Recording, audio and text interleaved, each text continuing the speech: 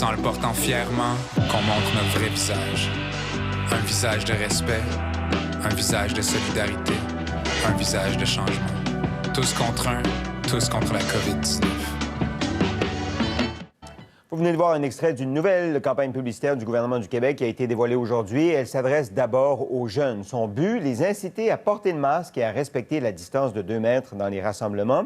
Il faut dire que les cas de contamination à la COVID-19 chez les jeunes adultes, les 20 à 39 ans, les cas de contamination sont en augmentation partout au Canada. Est-ce que le message de prévention va atteindre sa cible? J'en discute avec Arnaud Granata, il est président d'Info Presse. Monsieur Granata, bonsoir. Bonsoir. Commençons par le contenu de la publicité qui présente le port du masque comme étant un geste cool, altruiste, responsable. Est-ce que vous trouvez que c'est une bonne façon de présenter les choses pour atteindre la cible? Ben, je pense que oui, déjà ça atteint la cible parce qu'on n'essaye pas de... on le dit, hein, on entend les mots compassion, humaniser, donner l'exemple. Donc on essaye le plus possible de parler aux jeunes et je trouve qu'on arrive assez bien à le faire au niveau du contenu et aussi avec ce porte-parole Loud qui est une star aimée. Du public jeune. Et je crois que c'est important aussi le message, mais la personne qui va passer ce message. Et dans ce cas-là, je crois que c'est assez bien réussi. Oui, alors parlez-nous justement de l'utilisation de gens avec de la notoriété. On se rappelle au début de la pandémie, c'est Bernard de Rome et Dominique Michel qui parlaient aux plus âgés. Là, c'est Loud. Évidemment, les publics sont totalement différents, mais quelle est l'importance d'avoir une personnalité pour porter le message? Mais que ce soit Bernard de Rome ou Loud, même si c'est deux personnalités diamétralement opposées, ce sont des gens que le public aime, ou en tout cas une tranche de la population. Et dans le cas de Loud, particulièrement, ce sont des jeunes. Donc, ils vont être plus enclins à l'écouter, plus enclins aussi à imiter son geste. Donc, quand il dit porter le masque, c'est cool. Mais c'est sûr que par transposition, on va imaginer que les jeunes vont vouloir eux aussi le porter parce que c'est cool et parce qu'ils vont finir par donner l'exemple. On nous dit, puis là, on n'a pas trop de détails, là, mais on nous dit donc que cette publicité-là a été montée par Cossette, qui a reçu quand même un gros contrat du gouvernement.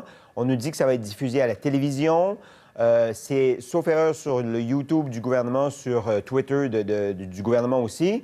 Mais le message est aussi important que, corrigez-moi si je me trompe, que le canal qu'on utilise pour atteindre les jeunes. Si ça passe à la télé, à la radio, est-ce qu'on atteint vraiment notre cible ou le public cible?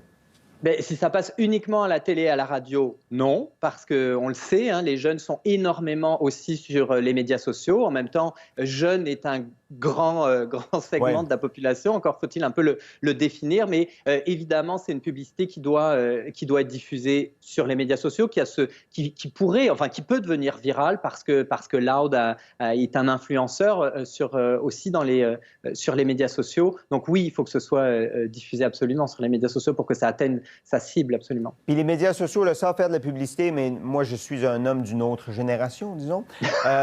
C'est quoi les médias sociaux qui rejoignent les jeunes en ce moment? Ben, Facebook, alors on dit que les gens qui consomment Facebook, c'est une population plus vieillissante, mais on peut penser à TikTok, Instagram, qui est une plateforme super populaire aussi auprès des jeunes, auprès des adolescents.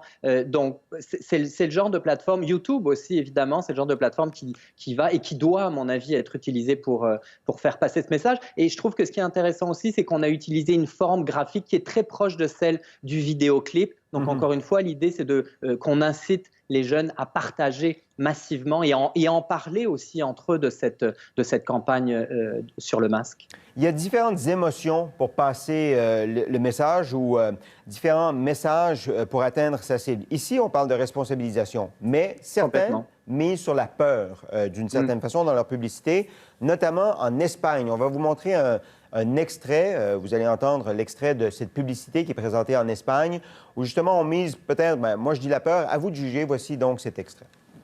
Cumpleaños feliz. Venga, sopla fuerte. El último.